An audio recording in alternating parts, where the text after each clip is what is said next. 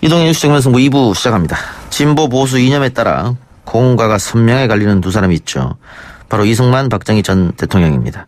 지난 2012년 역사단체인 민족문제연구소는 이 두 사람의 일대기를 다룬 다큐멘터리 영화를 만들었고요. 친일 행적 등에 주목한 다큐멘터리의 파장은 상당했습니다. 작품이 공개 확산되자 영상물을 만든 사람들이 사자 명예훼손 혐의로 검찰에 고소당하는가 하면 이 영상물을 내보낸 방송사는 당시 방통위로부터 제재를 받기까지 했죠. 이어진 제재조치 취소 소송은 대법원까지 이어졌는데 그 긴 소송의 결과가 바로 어제 나왔습니다. 대법원의 판단은 백년전쟁이 공정성과 객관성을 잃었거나 고인의 명예를 훼손했다고 볼 수 없다라는 거였죠. 백년전쟁을 만든 김지영 감독 스튜디오에 나왔습니다. 어서 오십시오. 예, 안녕하십니까. 오래 걸렸습니다. 6년 걸렸죠. 대법원 판단까지. 예, 굉장히 오래 걸렸죠. 예. 예상보다. 방송사도 그렇고 감독님 본인도 송사에 휘말렸고. 예. 그러니까 사실은 이번 대법 그 판결가 늦게 나온 데는 저한테 직접적으로 제가 명예훼손을 당했었거든요. 그러니까 명예훼손 사건을 송사에 휘말려갖고 저희 재판이 말하자면 그 실질적으로 이게 허위 사실이 있느냐 없느냐에 대해 갖고 그 이승만의 양자 이인수 씨가 직접 저희들을 갖다 허위 사실 유포에 의한 명예훼손으로 이 고발을 했거든요. 예. 그랬다가 기소가 되고 이 사건이 저희들이 7년 걸렸어요. 예. 그러다 보니까 저희 사건이 끝나야지 이제 이 방송 심의 규정에 맞느냐 요 결과를 알 수 있는 거였거든요. 그러다 보니까 아무래도 오래 걸렸다. 예. 예. 방금 얘기한 것처럼 사자 명예훼손 혐의 무죄 받으셨죠? 예. 무죄 받았고 지금 방통이죠. 방통이 제재한 것도 결국은 무죄. 그러니까 방통위가 잘못했다는 거지 않습니까? 네. 제재를 하면 안 되는데 제재했다. 그렇죠. 다 승리하셨네요. 예. 시간은 좀 걸렸습니다만. 예, 오래 걸렸죠. 사실 방금 조금 전에 앞에 말씀드린 그 7년 걸렸던 저희들 예. 허위 사실 유포에 의한 명예훼손 이게 사실 제일 중요했거든요. 예. 그러니까 많은 분들이 착각하시는데 이번 걸로 모든 게 이렇게 결정됐다고 이번 대법원 판결을 했는데 제가 받았던 재판에서 1심, 2심까지만 갔어요. 예. 결국 검찰이 상소를 안 하면서 저희들은 다 끝났거든요. 끝이 났고. 예. 사실 그 재판이 중요했던 게 뭐냐면 저희 다큐멘터리에 백년전쟁에 진짜 허위 사실이 담겨 있느냐 없느냐 그걸 결정하는 그 재판이었거든요. 예. 그거에서 이제 사실 그 말씀을 꼭 드리고 싶은데 뭐 논란이 있다 뭐 이런 식으로 이번 걸 보면서 저 일부 세력에서 자꾸 말씀하시는데 논란 같은 건 없어요. 이미 종결이 된 거예요. 그 다큐멘터리 내용에 허위 사실은 없다 이 말씀이잖아요. 그렇죠. 그건 아니 제가 저기 형사부 그리고 공안까지 넘어가서 거의 6개월을 조사받았거든요. 그러니까 허위 사실이 있는지 없는지에 대해서 다큐멘터리의 내용에 대해서는 단어 하나 나레이션 안에 있는 무슨 단어 하나 그리고 장면 하나까지 검찰이 다 꼼꼼하게 점검을 해주고 나중에 사법부까지 가서 7년에 걸쳐서 점검을 해서 허위 사실이 나왔다면 제가 기소돼서 감옥에 갔겠죠. 그러니까 거기서 이미 논란 같은 건 모든 게 정리되고 100년 전의 다큐에 담긴 내용들은 모두 팩트에 기반한 자료에 기반한 사실이다로 허위 사실은 없다로 결론이 난 거죠. 그런데 박근혜 전 대통령의 임기 중인 2014년 8월과 2015년 7월에 열렸던 1, 2심 재판에서는 방통위 제재가 적법하다 이런 판결이 났단 말이죠. 그렇죠. 그건 어떻습니까? 그 당시에 대통령의 부친 이야기를 했기 때문에 그런 판단이 났다. 그렇게 생각하십니까 혹시? 그게 없다고 얘기할 수 없죠. 왜냐하면 아시겠다 그때 조선일보 보도였나요? 저희 백년전쟁에 대해서 그 이인호 씨인가가 그 청와대 원로들 초청에 가서 KBS 고문이었죠. 그러니까 이사였나요? 이사. 네, 그분이 가서 원로 청와대에서 초청했을 때 거기 가셔갖고 백년전쟁을 국가안보 차원에서 잘 보시라 그래갖고 그 당시 그 박근혜 전 대통령이 당시 저 대통령이 수첩에 적었다는 그 유명한 수첩에 적었다는 기사가 아마 났었거든요. 그런 거 났는데 그리고 제가 희한하게도 그 거의 유례가 없을 거예요. 형사부에서 명예훼손 사건을 다루고 형사부에서 조사를 받다가 갑자기 그 간첩 수사하는 그런 공안으로 갑자기 넘겨졌어요. 거기 가갖고 이제 조사를 받고 그리고 그 당시 또 사법부 자체가 너무 잘 아시지만 박근혜 정부의 사법부였잖아요. 그러니까 그 모든 것을 봤을 때 특히 저는 당시 그 100년 전쟁 때문에 블랙리스트였고. 블랙리스트 올라가셨어요? 예, 예. 제가 당시 그 문화계 쪽인가 그쪽. 예. 그러니까 이걸 만듦으로써 블랙리스트였고. 그러니까 소위 말해서 제대로 찍힌 거죠. 그리고 용서할 수 없는 상황이었으려고 봐요. 왜 그러냐면 저 100년 전쟁의 한 편과 또 하나가 100년 전쟁 스피노프 프레이저 보고서였는데 그 내용이 아마 박근혜 대통령한테 굉장히 어떤 충격을 주지 않았을까 싶어요. 왜냐하면 박정희 전 대통령이 경제개발에 큰 공이 없다. 예. 사실 핵심이 아니었다. 이 얘기를 저희들이 폭로한 내용이었거든요. 예. 그 얘기가 마음에 들 리가 없겠죠. 자기 아버지에 대한 이야기인데. 그리고 유일한 자랑거리가 그거였잖아요. 독재는 했어도 경제개발로 우리나라 사람을 그 가난한 우리나라를 발전시켰다.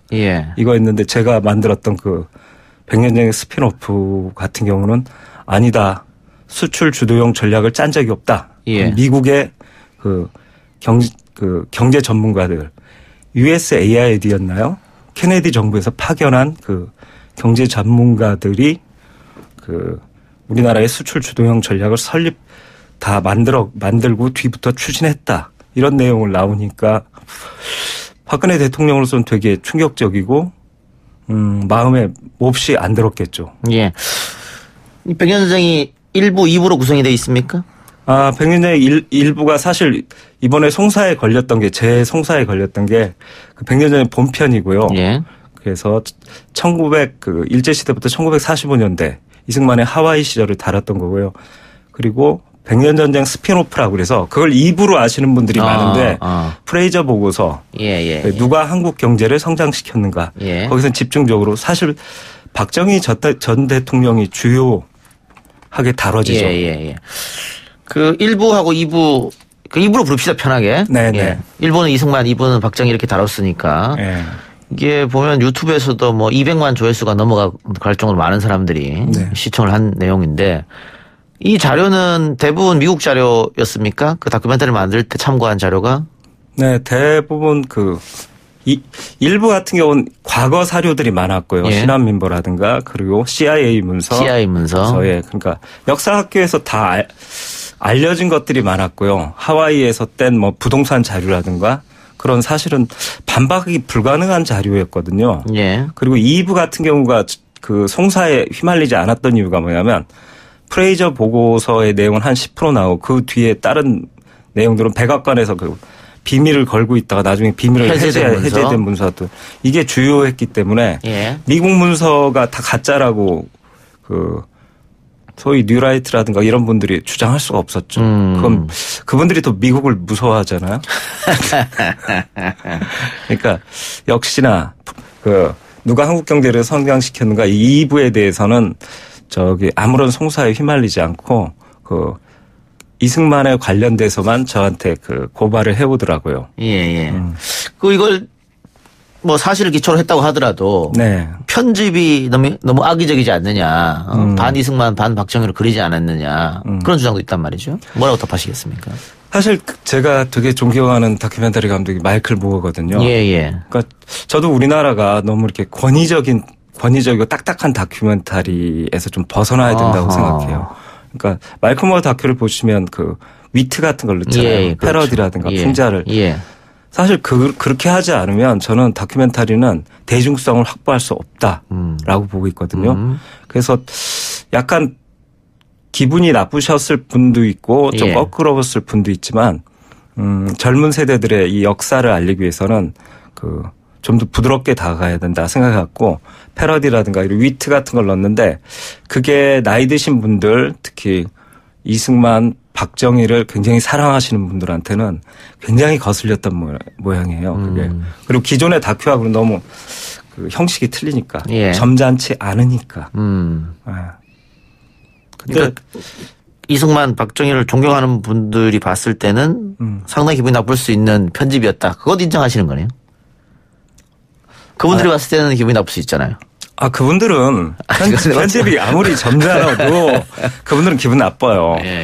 아니 박정희가 수출 주도형 전략을 세운 적이 없습니다. 이런 사실을 폭로하는 다큐멘터리를 그래서 이 사람은 뭐 경제 응원단장 역할만 했지 경제의 핵심 전략을 세운 적이 없어요. 라는 말을 하는데 점잖게 이렇게 부드럽게 간다고 그래서 기분 좋을 리 없죠. 분명히 그것도 역시 이 방통위가 제재하고 예. 그랬겠죠. 그러니까 점잖게 가든 좀 위트를 부리면서 약간 그런 저 마이클 무어식으로 가더라도 어차피 공격을 당할 수밖에 없었다라고 봅니다. 예.